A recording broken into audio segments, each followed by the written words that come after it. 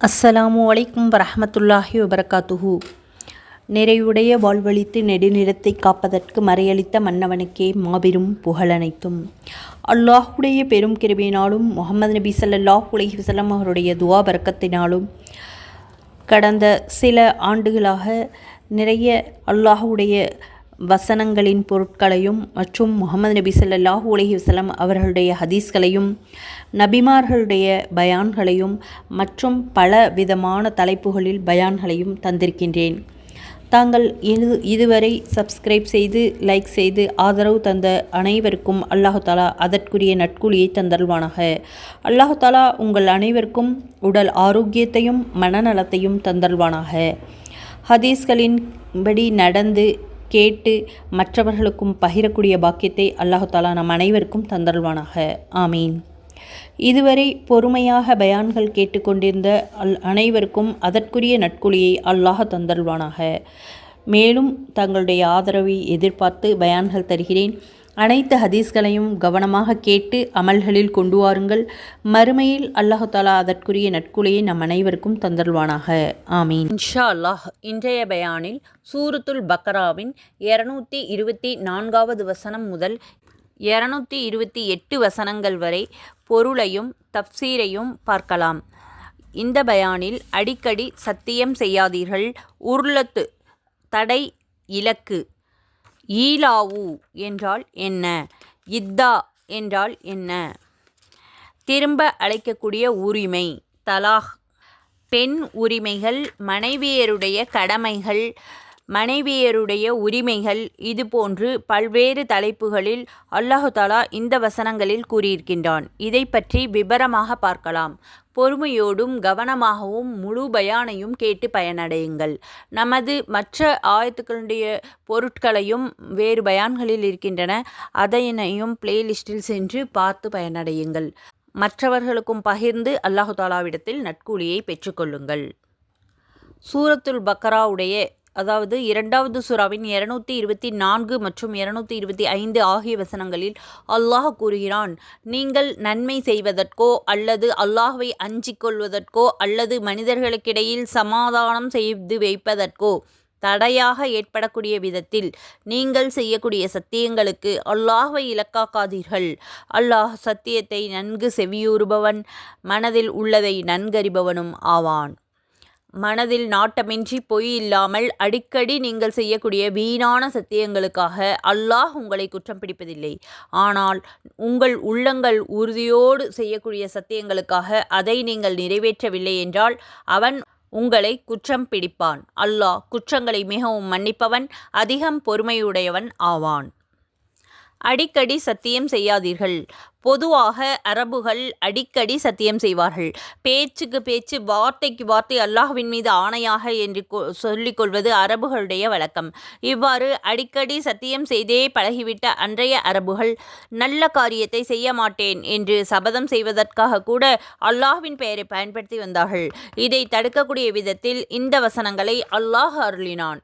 நபி தோழர் அபு பக்கர் ரலியல்லாஹு அன்ஹு அவர்கள் தனது ஏழை உறவினர் ஆன மிஸ்தாஹ் ரலியல்லாஹு அன்ஹு அவர்களுக்கு உதவி செய்து வந்தார்கள். அன்னை ஆயிஷா ரலியல்லாஹு அன்ஹா அவர்கள் மீது சுமத்தப்பட்ட ஒரு அவதூறு வழக்கில் மிஸ்தாஹும் ஏதோ பேசிவிட்டார். இதனால் மனம் வருந்திய அபூபக்கர் ரலியல்லாஹு அன்ஹு அவர்கள் இனிமேல் மிஸ்தாஹுக்கு உதவி செய்ய மாட்டேன் என்று சத்தியம் செய்துவிட்டார்கள். உடனே உங்களில் வசதி படைத்தவர்களும் தர்ம சிந்தனை கொண்டவர்களும் உறவினர்கள், ஏழைகள், முஹாஜிர்கள் ஆகியவர்களுக்கு உதவ மாட்டேன் என்று சத்தியம் செய்ய வேண்டாம் என்று அல்லாஹு தாலா வசனத்தை அருளினான். 24வது சூராவின் 22வது வசனம்.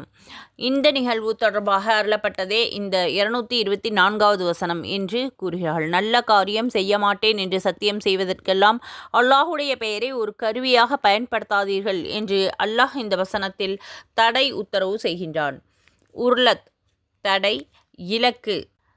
இந்த உர்லத் என்ற சொல்லுக்கு 2 பொருள் உண்டு. அதாவது தடை, இலக்கு. இந்த 2 பொருட்களும் இங்கே பொருந்தும். நூல் அல் மனார் முதலாவது பொருளின்படி உங்களுடைய நற்காரியங்களுக்கு தடுக்கும் கருவியாக அல்லாஹுடைய பெயரை ஆக்கிவிடாதீர்கள் என்ற பொருள் விரியும். நல்லவற்றை செய்ய மாட்டேன் என்று சத்தியம் செய்துவிட்டு அல்லாஹ்வின் பெயரை கண்ணியப்படுத்துவதாக நினைத்து கொண்டு நல்ல காரியங்களை கைவிடாதீர்கள். ஏனென்றால் இப்படி யாராவது சத்தியம் செய்தால் அந்த சத்தியத்தை முறித்துவிட்டு நற்செயல்களுக்காக மேற்கொள்ள வேண்டும். சத்தியத்தை முறித்ததற்கு கஃபாரா பரிகாரம் தர வேண்டும். எவர் ஒன்றை சத்தியம் செய்து பின்னர் அது அல்லாத மற்றொன்றை அதைவிட மேலானதாக காண்கின்றார்களோ அவர் தன் சத்தியத்தை முறித்துவிட்டு நல்லதை செய்யட்டும், மேலும் பரிகாரம் தந்துவிடட்டும் என்று அண்ணன் நபி ஸல்லல்லாஹு அலைஹி வஸல்லம் அவர்கள் கூறினார்கள். அன்னை ஆயிஷா ரலியல்லாஹு அன்ஹா அவர்கள் இன்னொரு ஹதீஸில், எவரேனும் உறவை முறித்து கொள்வதாகவோ பாவத்தை செய்வதாகவோ சத்தியம் செய்திருந்தால் அந்த சத்தியத்தை முறித்துவிட்டு அதற்கு மாற்றமானதை செய்வதே ஆகும் என அண்ணன் நபி ஸல்லல்லாஹு அலைஹி வஸல்லம் அவர்கள் கூறினார்கள். நூல் புகாரி, முஸ்லிம், இப்னு மாஜா, இப்னு ஜரீர். செய்த சத்தியத்தை முறித்தால் அளிக்க வேண்டிய கஃபாரா பரிகாரம் என்ன என்பதை பற்றி இன்னொரு வசனத்தில் அல்லாஹ் கூறுகிறான். நீங்கள் உங்கள் குடும்பத்தினர்களுக்கு அளிக்கின்ற உணவுகளில் நடுத்தரமான வகையிலிருந்து 10 ஏழைகளுக்கு 2 தடவை உணவளிக்க வேண்டும், அல்லது அவர்களுக்கு ஆடைகள் வழங்க வேண்டும், அல்லது அடிமையை உரிமை விட வேண்டும். இவற்றில் எதையுமே பெறாதவர்கள் 3 நாட்கள் நோன்பு நோட்க வேண்டும். நீங்கள் செய்த சத்தியங்களை முறித்துவிட்டால் இதுதான் அவற்றினுடைய பரிகாரமாகும். ஆக மனிதன் அவசரப்பட்டு நல்லதை செய்ய மாட்டேன் என்றோ தீமைகளை செய்வேன் என்றோ செய்துவிடுகின்றான் சத்தியம். நல்லவற்றிற்கு தடையாக அல்லது தீமைகளுக்கு தூண்டுகோலாக தன்னுடைய பெயர் பயன்படுவதை அல்லாஹ் விரும்ப மாட்டான். எனவேதான் இதற்கு தடை விதித்தது மட்டுமில்லாமல் எவரும் இப்படி செய்துவிட்டால் அதை முறித்துவிட வேண்டும் என்றும் நபி ஸல்லல்லாஹு அலைஹி வஸல்லம் அவர்கள் மூலம் கட்டளை பிறப்பித்தும் இருக்கின்றான் அல்லாஹ் தஆலா. இரண்டாவது பொருளின்படி எடுத்ததற்கெல்லாம் சத்தியம் செய்வதற்காக அல்லாஹுடைய பெயரை ஒரு இலக்காக கருவியாக ஆக்கிக் கொள்ளாதீர்கள் என்று பொருள் விரியும். நபியே, எடுத்ததற்கெல்லாம் சத்தியம் செய்யக்கூடிய எந்த அற்ப மனிதனுக்கும் நீர் இணங்காதீர்கள் என்று அல்லாஹ் தஆலா குர்ஆனில் 68வது சூராவின் 10வது வசனத்தில் கூறியிருக்கின்றான். எனவே அடிக்கடி சத்தியம் செய்வது குற்றமாகும். அதனால் அல்லாஹுடைய பெயரை மதிக்காத நிலை ஏற்பட்டுவிடும். தவிரவும் அடிக்கடி சத்தியம் செய்வதும் பிறகு அதை முறிக்க வேண்டிய கட்டாயத்தில் முறித்து விடுவதும் பொய்யர்களுடைய வேலையாகும். இதனால் மக்களிடையே மதிப்பு சீர்குலைந்து நம்பகத்தன்மை பறிபோய்விடும். உங்களுடைய வீணான சத்தியங்களுக்காக அல்லாஹ் உங்களை குற்றம் பிடிக்க மாட்டான் என்று 225வது வசனத்தில் கூறுகிறான். 2 வகையான சத்தியங்களை பற்றி அவற்றின் சட்டங்களை பற்றி அல்லாஹ் குறிப்பிட்டிருக்கின்றான். முதலாவது வகை லக்வு வீண் சத்தியமாகும். 2வது வகை கமூஸ் பொய் சத்தியமாகும். முதல் வகையான வீண் சத்தியத்தை பல வகைகளில் விளக்கலாம். நடந்து முடிந்த ஒரு விஷயத்தை பற்றி உண்மைக்கு புறம்பாக சத்தியம் செய்வது, ஆனால் பொய்யுரைக்க வேண்டும் என்ற எண்ணமின்றி வாய் தவறி கூறிவிடுவது. தேவையில்லாமல் அடிக்கடி செய்யக்கூடிய சத்தியம் இதில் அடங்கும். இரண்டாவது, பொய் சொல்ல வேண்டும் என்ற எண்ணத்திலேயே உண்மைக்கு மாறாக ஒருவர் சத்தியம் செய்தார். எனினும் தான் சொன்னதே உண்மை என்ற எண்ணத்தில் அவ்வாறு கூறிவிட்டார். அதாவது பொய் சொல்ல வேண்டும் என்ற எண்ணம் அவருக்கு இருக்கவில்லை. மூன்றாவது, இதைப்போல எதிர்காலத்தில் நடக்க இருக்கக்கூடிய ஒரு விஷயத்தை பற்றி அவர் சொல்ல நினைத்ததொன்று, ஆனால் அவர் வாயிலிருந்து வெளிவந்தது வேறொன்று. இந்த வகை வீண் சத்தியம் குற்றமாகாது. இதற்கு பாவமும் இல்லை, தண்டனையும் இல்லை. இரண்டாவது வகையான பொய் சத்தியம் என்பது தெரிந்து கொண்டே உளபூர்வமாக பொய் கூறுவது ஆகும். நடந்தது இன்னது என்று அறிந்து கொண்டு வேண்டுமென்றே நடந்ததற்கு மாறாக சத்தியம் செய்வது மிகப்பெரிய பாவம் ஆகும். மறுமையில் இந்த குற்றத்திற்கு கடுமையான தண்டனை உண்டு. நூல் பயானுல் குர்ஆன். 226வது வசனத்தில் அல்லாஹ் கூறுகிறான், தங்களுடைய மனைவியர்களை நெருங்குவதில்லை என சத்தியம் செய்பவர்களுக்கு அவர்களுடைய மனைவியர்கள் 4 மாதங்கள் எதிர்பார்க்கும் உரிமை உண்டு. ஆகவே அதற்குள் அவர்கள் மீண்டும் சேர்ந்துவிட்டால் அல்லாஹ் அவர்களை மன்னித்து விடுவான். ஏனென்றால் நிச்சயமாக அல்லாஹ் மிகவும் கருணையுடையவன் ஆவான், மிகவும் மன்னிப்பவனும் ஆவான். 227வது வசனத்தில் 2வது சூறாவில் அல்லாஹ் கூறுகிறான், ஆனால் அவர்கள் தவணைக்குள் சேராமல் திருமண முறிவை உறுதிப்படுத்தி கொண்டால் அந்த தவணைக்கு பிறகு தலாக் விவாகரத்து ஏற்பட்டுவிடும். நிச்சயமாக அல்லாஹ் அவர்களுடைய சத்தியத்தை செவியுறுபவன், அவர்கள் கருதிய தலாக்கை நன்கறிபவன் ஆவான். கணவன் மனைவி உறவு தொடர்பாக அன்றைய அரபுகளுக்கிடையே இருந்து வந்த ஒரு நடைமுறையை அல்லாஹ் இங்கே ஒழுங்குபடுத்துகிறான். அன்று மனைவனுடைய நடத்தைகளில் எரிச்சல் அடையக்கூடிய கணவன் அல்லாஹ்வின் மீது ஆணையாக உன்னை நான் நெருங்க மாட்டேன் என்று சத்தியம் செய்து விடுவான். பிறகு அவளோடு வாழ்க்கை நடத்தாமல் அப்படியே விட்டுவிடுவது அவர்களுடைய வழக்கமாக இருந்தது. இதனால் பெண்கள் பெரிதும் அவதிக்குள்ளாக வேண்டிய நிலை இருந்தது. கணவனோடு சேரவும் வாழவும் முடியாமல் விவாக விலக்கு பெற்று வேறொருவை மணந்து கொண்டு தொடரவும் முடியாமல் பெண் துன்பமுற்று உழன்று கொண்டிருந்தாள். இந்த பெண் உரிமை மீறலுக்கு ஒரு முடிவு கட்டி பெண்களுடைய வாழ்வில் இஸ்லாம் ஒளியேற்றி வைத்தது. சுப்ஹானல்லாஹ். இவ்வாறு தன் மனைவியை நெருங்க மாட்டேன் என்று ஒருவர் சத்தியம் செய்ததற்கு ஈலாவ் என்பார்கள். கணவன் ஈலாவ் செய்துவிட்டு பிறகு மனைவி 4 மாதங்கள் வரை எதிர்பார்ப்பாள். இந்த காலக்கெடுவிற்குள் கணவன் சத்தியத்தை முறித்து தன்னோடு மனைவியோடு சேர்ந்து வாழ வேண்டும் அல்லது தலாக் விவாகரத்து செய்துவிட வேண்டும். இந்த 2 நடவடிக்கைகளும் எடுக்காமல் கணவன் இருந்துவிட்டால் 4 மாதங்கள் கழிந்த பிறகு விவாகரத்து ஏற்பட்டு விட்டதாக கருதப்படும். எனவே அந்த பெண்மணி இத்தா முடிந்த பிறகு மறுமணம் செய்து கொண்டு வேறு கணவனோடு தன்னுடைய வாழ்க்கையை தொடரலாம் என்று அல்லாஹ் இங்கே தெரிவிக்கின்றான். ஈலாவு என்றால் என்ன? ஈலாவு என்பதற்கு சத்தியம் செய்தல் என்பது சொற்பொருளாகும். அரபுகளுடைய வழக்கில் ஒருவர் தன் மனைவியை நெருங்க மாட்டேன் என்று சத்தியம் செய்வதற்கு ஈலாவு என்று சொல்லப்படும். இஸ்லாமிய கண்ணோட்டத்தில் இந்த சத்தியத்தை 4 வகைகளாக பிரிக்கலாம். ஒருவர் தன் மனைவியை நெருங்க மாட்டேன் என்று காலக்கெடு எதுவும் குறிக்காமல் சத்தியம் செய்வது. 2வது 4 மாதங்கள் மனைவியை நெருங்க மாட்டேன் என்று சத்தியம் செய்வது. 3வது நான் மாதங்களை விட அதிகமான காலத்தை கெடுவாக வைத்து மனைவியை நெருங்க மாட்டேன் என்று சத்தியம் செய்வது. 4வது 4 மாதங்களை விட குறைவான நாட்களை குறிப்பிட்டு அதுவரை மனைவியை நெருங்க மாட்டேன் என்று கணவன் சத்தியம் செய்வது. இவற்றில் முந்திய 3 சத்தியங்களையும் இஸ்லாம் ஈலாவு என்று கூறுகிறது. இவற்றின் சட்டங்களையும் இஸ்லாம் தெளிவுபடுத்தியிருக்கின்றது. 4 மாதங்கள் கழிவதற்கு முன் கணவன் தன் சத்தியத்தை முறித்து கொண்டு மனைவியோடு கூடிவிட்டால் அவர்களின் திருமண ஒப்பந்தம் நீடிக்கும். ஆனால் சத்தியத்தை முறித்ததற்காக கணவன் கஃபாரா பரிகாரம் அளிக்க வேண்டும். 4 மாதங்கள் கழிந்த பின்னரும் மனைவியுடன் சேராமலேயே கணவன் இருந்துவிட்டால் தலாக் நிகழ்ந்துவிடும். இனி அவர்கள் இருவரும் இணைந்து வாழ வேண்டும் என்றால் திருமணத்தை புதுப்பிக்க வேண்டும். தஹ்லீல் வேறு கணவனை மணந்து விவாக விலக்கு பெற்று மீண்டும் பழைய கணவனை மணப்பது அவசியம் கிடையாது. இது இமாம் அபு ஹனீஃபா ரஹ்மத்துல்லாஹி அலைஹி அவர்களுடைய கூற்றாகும். இமாம் சாஃபி ரஹ்மத்துல்லாஹி அலைஹி அவர்களுடைய கருத்து, ஈலா செய்யப்பட்ட பெண்ணை 4 மாதங்களுக்கு பின்பும் கணவன் சேர்த்து கொள்ளாவிட்டால் நீதிபதியிடம் பெண் முறையிட வேண்டும். அவர் வழக்கை விசாரித்து சாத்தியப்பட்டால் கணவன் மனைவியிடையே சமாதானம் செய்து வைப்பார் அல்லது விவாக விலக்கை முடிவு செய்வார்.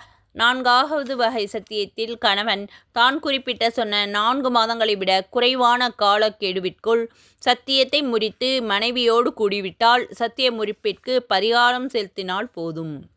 காலக்கெடு முடியும் வரை மனைவியை நெருங்காமலேயே இருந்துவிட்டால் பிரச்சனை எதுவுமில்லை, திருமண ஒப்பந்தம் நீடிக்கும், பரிகாரம் தேவையில்லை.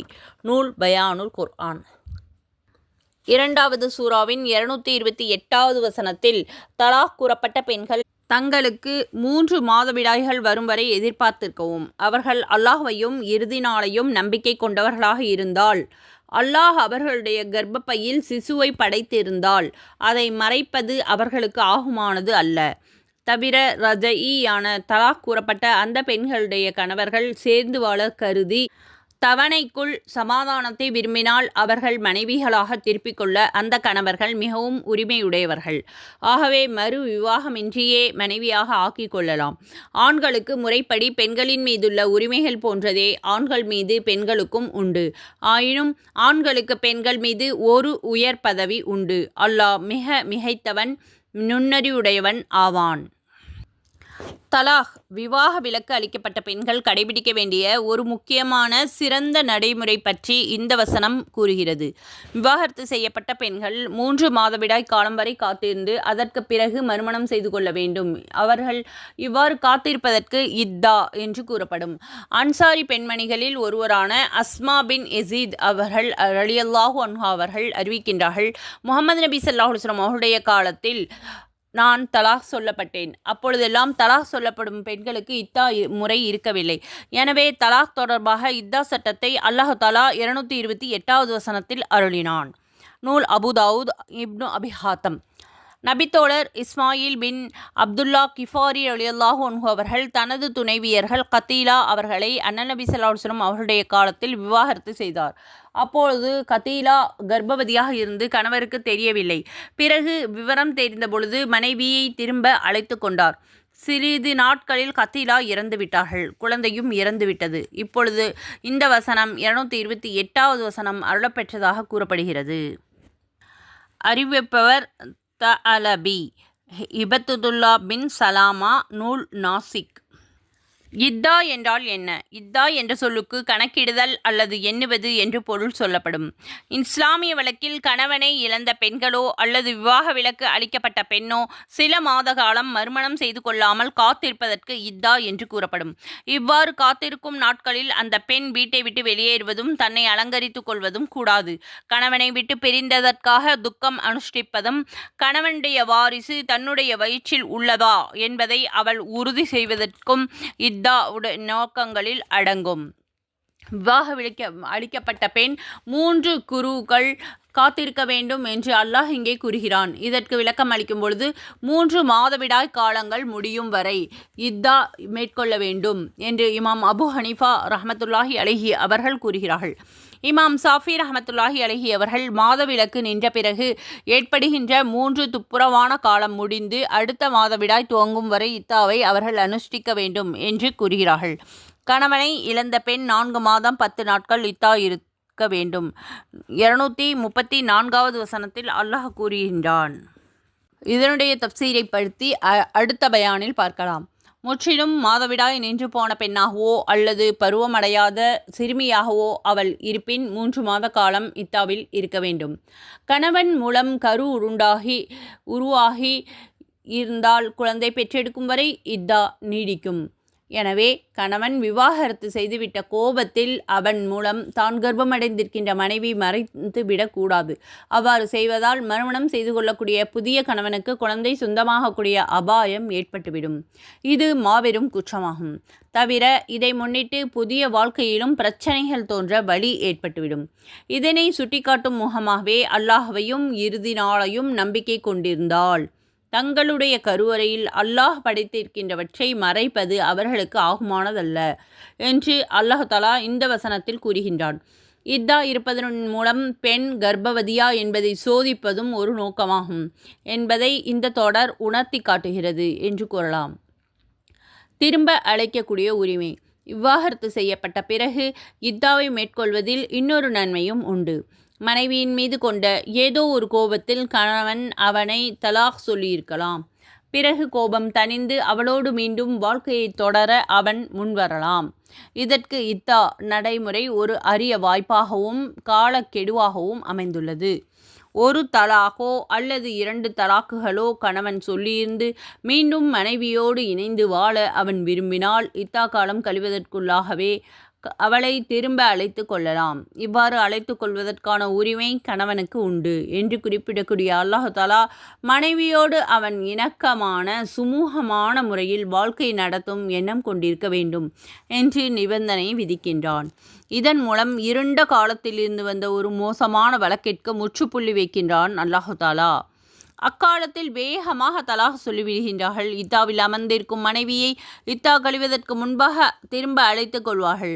பிறகு மீண்டும் தலாக் சொல்வார்கள், மீண்டும் அழைத்து கொள்வார்கள். இப்படியே பெண்களை அலைகழிப்பது அன்றைய அரபுகளின் வழக்கமாக இருந்தது.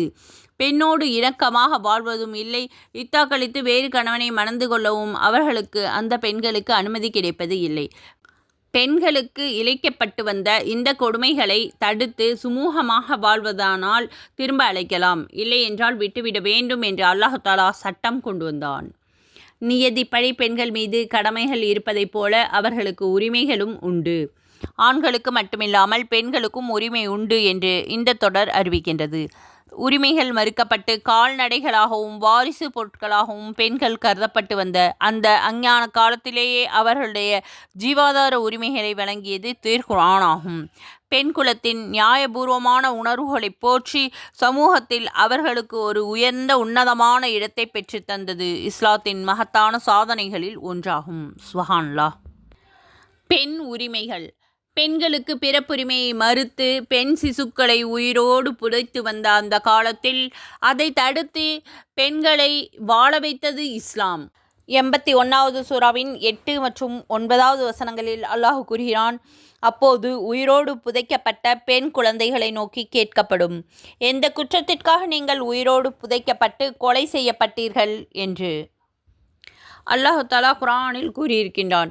பெண்களுக்கு சொத்துரிமை மறுக்கப்பட்டது.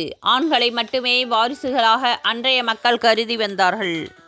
புனிதமான இஸ்லாம் பெண்களுக்கு சொத்துரிமை வழங்கி சிறப்பித்தது. தாய் தந்தையர்களும் நெருங்கிய உறவினர்களும் விட்டு சென்ற சொத்தில் பெண் மக்களுக்கு பங்குண்டு என்று குர்ஆன் கணவன் சொத்துக்களில் மனைவிக்கு பங்குண்டு என்பதை பிறிதொரு வசனத்திலும் கூறியிருக்கின்றது. 4வது சூராவின் 7வது வசனத்தில், இறந்து போன தாயோ தந்தையோ உறவினர்களோ விட்டு போன பொருட்களில் அவை அதிகமாகவோ கொஞ்சமாகவோ இருந்த பொழுதிலும் ஆண்களுக்கு பாகமுண்டு. அவ்வாறே தாயோ தந்தையோ உறவினர்களோ விட்டு சென்ற பொருட்களில் அவை அதிகமாகவோ கொஞ்சமாகவோ இருந்த பொழுதும் பெண்களுக்கும் பாகம் உண்டு. இது அல்லாஹ்வினால் ஏற்படுத்தப்பட்ட பாகமாகும்.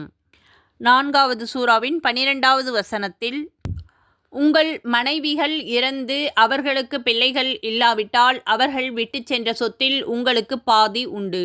அவர்களுக்கு பிள்ளைகள் இருந்தாலோ அவர்கள் விட்டு சென்றதில் உங்களுக்கு கால் பாகம்தான் கிடைக்கும். அதுவும் அவர்களுடைய மரண சாசனத்தையும் கடனையும் நிறைவேற்றிய பின்னரே. உங்களுக்கு பிள்ளைகள் இல்லாத நிலைமையில் நீங்கள் இறந்துவிட்டாலோ உங்கள் மனைவிகளுக்கு நீங்கள் விட்டு சென்ற சொத்தில் கால் பாகம்தான் கிடைக்கும். உங்களுக்கு பிள்ளைகள் இருந்தால் நீங்கள் விட்டு சென்ற சொத்தில் 8ல் 1 பாகம்தான் உண்டு. அதுவும் உங்கள் மரண சாசனத்தையும் கடனையும் நீங்கள் கொடுத்த பின்னரே. தந்தை, பாட்டன், பிள்ளை, பேரன் ஆகிய வாரிசுகள் இல்லாத ஒரு ஆணோ அல்லது ஒரு பெண்ணோ இறந்து அவர்களுக்கு ஒரே ஒரு சகோதரன் அல்லது ஒரு சகோதரி இருந்தால் ஒவ்வொருவருக்கும் இறந்தவர்கள் விட்டு சென்றதில் 6ல் 1 பாகம் உண்டு. இதற்கு அதிகமாக, அதாவது ஒருவருக்கு மேற்பட்ட சகோதரனும் சகோதரியும் அல்லது 2 சகோதரிகள் இருந்தால் சொத்தில் 3ல் 1 பாகத்தில் அவர்கள் அனைவரும் சமமான பங்குதாரர்கள். இதுவும் அவருடைய மரண சாசனம், கடன் ஆகியவற்றை கொடுத்த பிறகுதான். எனினும் இந்த கடன் மற்றும் மரண சாசனத்தால் வாரிசுகள் எவருக்கும் நஷ்டம் ஏற்படுத்தாதவராக இருக்க வேண்டும். இது அல்லாஹுடைய நல்லுபதேசம் ஆகும். அல்லாஹ் மிக அறிந்தவன், பொறுமையுடையவன் ஆவான். 4வது சூராவின் 32வது வசனத்தில், உங்களில் சிலரை சிலர் மீது மென்மையாக்கி வைத்திருக்கின்றான் அல்லாஹ் தஆலா. அருள் புரிந்து இருப்பதை பற்றி நீங்கள் பேராசை கொள்ளாதீர்கள். ஆண்கள் சம்பாதித்தவை ஆண்களுக்கு உரியனவே, அவ்வாறே பெண்கள் சம்பாதித்தவைகள் பெண்களுக்கு உரியனவே. ஆகவே ஆண் பெண் ஒவ்வொருவரும் உழைப்பின் மூலம் அல்லாஹுடைய அருளை கோருங்கள். நிச்சயமாக அல்லாஹ் அனைத்தையும் நன்கறிந்தவனாக இருக்கின்றான். கடமைகளும் உரிமைகளும். இவையன்றி கல்வி, குடும்ப பொறுப்பு, சிறந்த தலைமுறைகளை உருவாக்குவது, சமூக சீரமைப்பு முதலான உயர் பொறுப்புகளை அளித்து தங்களுடைய தாய் குலத்தை புனித இஸ்லாம் கண்ணியப்படுத்தி இருக்கின்றது. ஆக பெண்களுக்கென சில கடமைகள் இருப்பதைப் போல அவர்களுக்கு உரிமையும் உண்டு என்று இந்த ஆயத்துகளில் அல்லாஹ் கூறுகிறான். பெண்களிடமிருந்து தங்களுடைய உரிமைகளை எதிர்பார்க்கக்கூடிய ஆண்கள் பெண்களுக்குரிய உரிமைகளையும் மதித்து நடந்தால் பிரச்சனைகளுக்கு இடம் இருக்காது. எனவே உரிமைகளை எதிர்பார்க்கக்கூடிய இதயங்கள் கடமைகளையும் கண்ணியத்தோடு நிறைவேற்ற வேண்டும். கணவனுடைய கடமைகளை மனைவியின் உரிமைகள் ஆகும். மனைவியின் கடமைகளே கணவனுடைய உரிமைகள் ஆகும். கணவன் மனைவி இருவரில் ஒவ்வொருவரும் தம்முடைய கடமைகளை சீராக செய்துவிட்டால் அடுத்தவருடைய உரிமைகள் பாதுகாக்கப்பட்டுவிடும். உரிமைகளை கூட சற்று விட்டு கொடுத்து பெருந்தன்மையோடு நடந்து கொள்ளலாம். ஆனால் கடமையில் கண்ணும் கருத்துமாக இருக்க வேண்டும். இதுவே ஆன்றோருடைய அறவழி ஆகும். மனைவியின் கடமைகள். கணவனுக்கு மனைவி ஆற்ற வேண்டிய கடமைகளையும் அவற்றின் அவசியத்தையும் நபிமொழிகள் தெளிவுபடுத்துகின்றன. முகமது நபி ஸல்லல்லாஹு அலைஹி வஸல்லம் அவர்கள் கூறுகிறார்கள், இறை அச்சத்திற்கு பிறகு சாலிஹான நல்ல மனைவியே ஒரு முஸ்லீமுக்கு பயனளிப்பது வேறொன்றும் கிடையாது. நல்ல மனைவி யார் என்றால் கணவனுடைய கட்டளைகளுக்கு கட்டுப்படுவாள். கணவன் அவளை பார்த்தால் மகிழ்ச்சியூட்டுவாள். அவள் தொடர்பாக அவள் சத்தியம் செய்தால் அதனை உண்மைப்படுத்துவாள். அவன் வெளியே சென்றுவிட்டால் தன் கற்பையும் அவள் பொருட்களையும் பாதுகாப்பான். அறிவிப்பவர் அனஸ் ரலியல்லாஹு அன்ஹு, நூல் இப்னு மாஜா. கணவன் தன் மனைவியை படுக்கைக்கு அழைக்கும் பொழுது அவள் மறுத்துவிட கோபமாக அவன் இரவை கழித்தால் விடியல் வரை வானவர்கள் அவர்களை சபிப்பார்கள், அந்த பெண்ணை சபிப்பார்கள். அபூ ஹுரைரா ரலியல்லாஹு அன்ஹு, நூல் புகாரி, முஸ்லிம். ஒரு பெண்மணி ஐங்கால தொழுகைகளை நிறைவேற்றி ரமலான் மாதம் நோன்பு வைத்து கற்பை பேணி கணவனுக்கு பணிந்து நடந்தால் சொர்க்கத்தில் அவள் விரும்பக்கூடிய எந்த வாயில் வழியாகவும் நுழைந்து கொள்ளட்டும். ஆமீன். அறிவிப்பவர் அனஸ் ரலியல்லாஹு அன்ஹு, நூல் அபு ஐம். முகமது நபி ஸல்லல்லாஹு அலைஹி வஸல்லம் அவர்கள் கூறுகிறார்கள், மனிதர்களில் எவருக்காவது தலை வணங்குமாறு எவரையேனும் நான் பணிப்பதாக இருந்திருந்தால் கணவனுக்கு தலை வணங்குமாறு பெண்களை பணித்திருப்பேன்.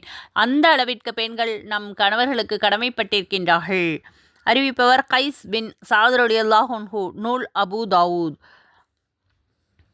மனைவியரின் உரிமைகள். பெண்களின் உரிமைகளையும் மனைவிக்கு கணவன் செய்யக்கூடிய வேண்டிய கடமைகளையும் இந்த நபி ஹதீஸ்கள் விவரமாக கூறியிருக்கின்றது. ஹக்கீம் பின் முஆவியா குசைரி ரலியல்லாஹு அன்ஹு அவர்கள் தன் சகோதரர் பற்றி அறிவிக்கின்றார்கள். தந்தையார் கூறுகிறார், எங்களில் ஒருவர் தன் மனைவிக்கு செய்ய வேண்டிய கடமைகள் என்ன என்று அண்ணன் நபி ஸல்லல்லாஹு அலைஹி வஸல்லம் அவர்களிடம் வினவினேன். அதற்கு முகமது நபி ஸல்லல்லாஹு அலைஹி வஸல்லம் அவர்கள் சொன்னார்கள், நீர் சாப்பிட்டால் அவர்களுக்கும் சாப்பிடக் கொடுங்கள், நீங்கள் அணிந்தால் அவர்களுக்கும் ஆடை அணிவியுங்கள், கன்னத்தில் அடிக்காதீர்கள், கெட்ட வார்த்தைகளை சொல்லி ஏசாதீர்கள், வீட்டில் தவிர வேறு எங்கேயும் கடிந்து கொள்ளாதீர்கள் என்று கூறினார்கள். சுப்ஹானல்லாஹ். நூல் அஹ்மத், அபு தாவூத், இப்னு மாஜா. முகமது நபி ஸல்லல்லாஹு அலைஹி வஸல்லம் அவர்கள் கூறினார்கள், உங்களில் மேலானவர்கள் யாரென்றால் எவர் தன்னுடைய மனைவிக்கு நல்லவராக இருக்கின்றார்களோ அவர்கள்தான். நான் என்னுடைய துணைவியருக்கு நல்லவன் ஆவேன். நூல் திர்மிதி, தாரமி. எவர் நல்குணம் உடையவர்களாகவும் குடும்பத்தினரிடம் மென்மையான முறையில் நடப்பவர்களாகவும் இருக்கின்றார்களோ அவரே நிறைவான ஈமான் விசுவாசம் உள்ளவர் ஆவார். அறிவிப்பவர் ஆயிஷா ரலியல்லாஹு அன்ஹா, நூல் திர்மிதி. திண்ணமாக பெண் விலா எலும்பினால் படைக்கப்பட்டால் அது உன் வழிக்கு வராது. அப்படியே அதை விட்டு வைத்தால் அதில் உள்ள கோணல் இருந்து கொண்டே இருக்கும். சரி செய்ய முயன்றால் ஒடிந்துவிடும். தலாகே அதற்கு முறிவு. அறிவிப்பவர் அபூ ஹுரைரா ரலியல்லாஹு அன்ஹு, நூல் முஸ்லிம். ஆயினும் பெண்களை விட ஆண்களுக்கு ஒரு படி உயர்வு உண்டு.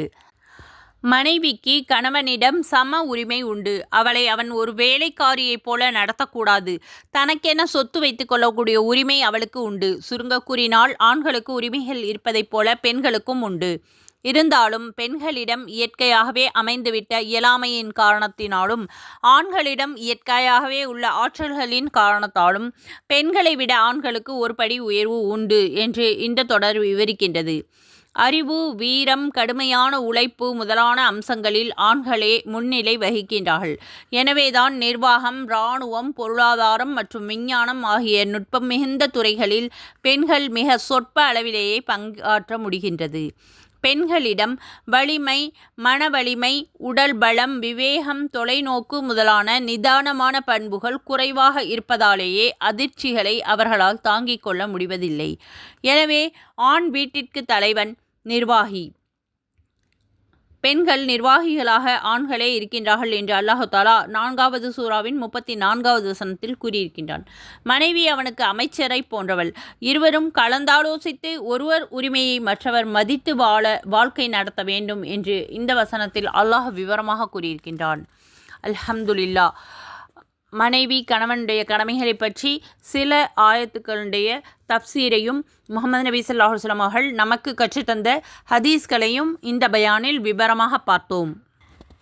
இதுவரை பொறுமையாக பயான் கேட்டுக்கொண்டிருந்த உங்கள் அனைவருக்கும் அல்லாஹ் தஆலா அதற்குரிய நற்கூலியை தந்தருள்வானாக. ஆமீன். நபி ஸல்லல்லாஹு அலைஹி வஸல்லம் அவர்களுடைய ஒவ்வொரு ஹதீஸ்களையும் கவனமாக கேட்டு அதை நம்முடைய வாழ்க்கையில் கடைபிடிக்கக்கூடிய பாக்கியத்தை அல்லாஹ் தஆலா நம் அனைவருக்கும் தந்தருள்வானாக. ஆமீன். முஹம்மது நபி ஸல்லல்லாஹு அலைஹி வஸல்லம் அவர்களுடைய ஒவ்வொரு சுன்னத்துக்களையும் பேணி நம்முடைய வாழ்க்கையை நல்லபடியாக அமைத்து கொள்ளக்கூடிய பாக்கியத்தை அல்லாஹ் தஆலா நமக்கு தந்தருள்வானாக. ஆமீன். நபி ஸல்லல்லாஹு அலைஹி வஸல்லம் அவர்கள் மீது அதிகமாக ஸலவாத் ஓதக்கூடிய பாக்கியத்தை அல்லாஹ் தஆலா நமக்கு தந்தருள்வானாக. ஆமீன். திக்ர் செய்யக்கூடிய நாவையும் சுக்குர் செய்யக்கூடிய மனதையும் அல்லாஹ் தஆலா நமக்கு தந்தருள்வானாக. ஆமீன். 5 நேர தொழுகைகளை அந்தந்த நேரத்தில் சரியான முறையில் தொழுகக்கூடிய பாக்கியத்தை அல்லாஹ் தஆலா நமக்கு தந்தருள்வானாக. ஆமீன். குர்ஆனை அனுதினமும் அழகிய முறையில் ஓதக்கூடிய பாக்கியத்தை தந்தருள்வானாக. ஆமீன். குர்ஆனை விளங்கி ஓதக்கூடிய பாக்கியத்தை அல்லாஹ் தஆலா நம் அனைவருக்கும் தந்தருள்வானாக. ஆமீன். குர்ஆனை கற்று அதன்படி வாழ்க்கை முறையை சீர்திருத்திக் கொள்ளக்கூடிய பாக்கியத்தை அல்லாஹ் தஆலா நம் அனைவருக்கும் தந்தருள்வானாக. ஆமீன். குர்ஆனை மற்றவர்களுக்கும் கற்றுத்தரக்கூடிய வாக்கியத்தை அல்லாஹ் தஆலா நமக்கு தந்தருள்வானாக. ஆமீன். தீனுடைய விஷயங்களை கேட்டதின்படி கற்றதின்படியும் நடக்கக்கூடிய பாக்கியத்தை அல்லாஹ் தஆலா நமக்கு தந்தருள்வானாக. ஆமீன். அல்லாஹ் தஆலா நம் அனைவருக்கும் ஹஜ்ஜை நசீவாக்கி சொர்க்கத்தை வாஜிபாக்கி நரகத்தை ஹராமாக்குவானாக. ஆமீன். நம் அனைவருக்கும் அல்லாஹ் தஆலா உடல் ஆரோக்கியத்தையும் உள்ள நலத்தையும் தந்தருள்வானாக. ஆமீன். கற்றதின்படி அமல் செய்யக்கூடிய வாக்கியத்தை தந்தருள்வானாக. ஆமீன். இதுவரை பொறுமையாக பயான் கேட்டு மற்றும் துஆக்களுக்கு ஆமீன் சொன்ன உங்கள் அனைவருக்கும் அல்லாஹ் தஆலா அதற்குரிய நட்கூலியை தந்தருள்வானாக. ஆமீன். ஜஸாக்கல்லாஹு கைரன் கசீரா. அஸ்ஸலாமு அலைக்கும் வரஹ்மத்துல்லாஹி வபரகாத்துஹு வ மஹ்பிரத்துஹு.